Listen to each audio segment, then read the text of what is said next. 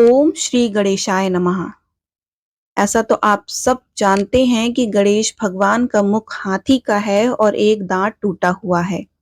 इन्हीं दो कारणों की वजह से उनका विवाह नहीं हो पा रहा था। इस बात से गणेश महाराज अक्सर नाराज रहा करते थे। एक दिन एक देवता के आग्रह पर विनायक जी उसके विवाह में अपनी उपस्थिति दर्शाने गए। विवाह स्थल पर पहुंचने के बाद कुछ देवताओं ने मिलकर गणेश भगवान का समय पर विवाह ना होने के कारण उपहास किया, जिससे गणेश जी बहुत अधिक नाराज हो गए।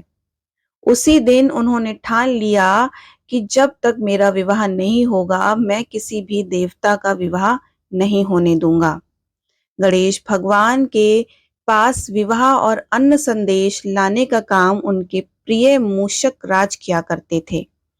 अब मूषक राज जब भी किसी देवता के विवाह का समाचार लाते, तब गणेश जी उसे आदेश देते और मूषक राज अपनी सेना के साथ जाकर उस विवाह के मंडप को गिराकर तहस नहस कर देते और बारातियों को भी भगा देते। इस तरह गणेश जी और मूषक राज की मिली भगत की वजह से किसी भी देवता का विवाह नहीं हो रहा था। गणपति के व्यवहार से तंग आकर सभी देवी देवता भगवान शिव और माता पार्वती के पास पहुंच गए और इस विकट समस्या का समाधान मांगने के लिए भगवान शिव और माता पार्वती से कहा कि इसका हल तो केवल आप निकाल सकते हैं। तब माता पार्वती और भगवान शिव ने कहा कि इसका हल तो केवल सिर्फ और सिर्फ ब्रह्मदेव जी ही कर सकते हैं। कृपा करके आप ब्रह्मलोक जाएं। माता पार्वती और महादेव को प्रणाम करके सभी देवी देवता ब्रह्मा जी के पास प्रकट हुए। देवताओं की समस्या को सुनने के बाद ब्रह्मा जी ने अपनी योग शक्ति से दो कन्याओं का निर्माण किया। कन्याओं का नाम था रिद्धि और सिद्धि। वह दोनों ब्रह्मा जी की मानस पुत्रियां थीं।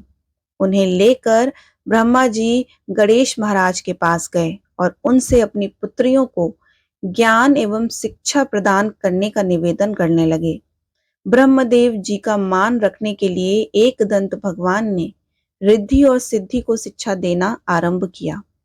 फिर उस दिन के बाद जब भी मूषक राज किसी विवाह की खबर लेकर आते, उस वक्त रिद्धि और सिद्धि गणेश जी को अपनी बातों में उलझा कर रखती।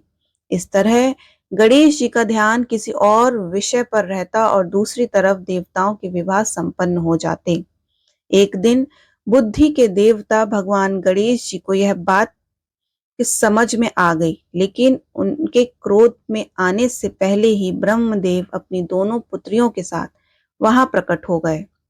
रिद्धि और सिद्धि को सामने देखते ही गणेश जी का क्रोध बढ़ने लगा, किंतु विनायक जी के मुख से कोई भी शब्द निकलने के पहले ही भगवान ब्रह्मदेव ने कहा, गणेश जी, आपने स्वयं ही मेरी पुत्रियों को शिक्षा दी है और अब मुझे इन दोनों के विवाह के लिए कोई योग वर नहीं मिल रहा।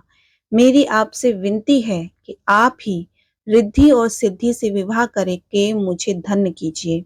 परम पिता ब्रह्मदेव जी की शांत वाणी सुनकर गणेश जी का क्रोध शांत हो गया और वह उस विवाह प्रस्ताव के लिए हंसी खुशी राजी हो गए।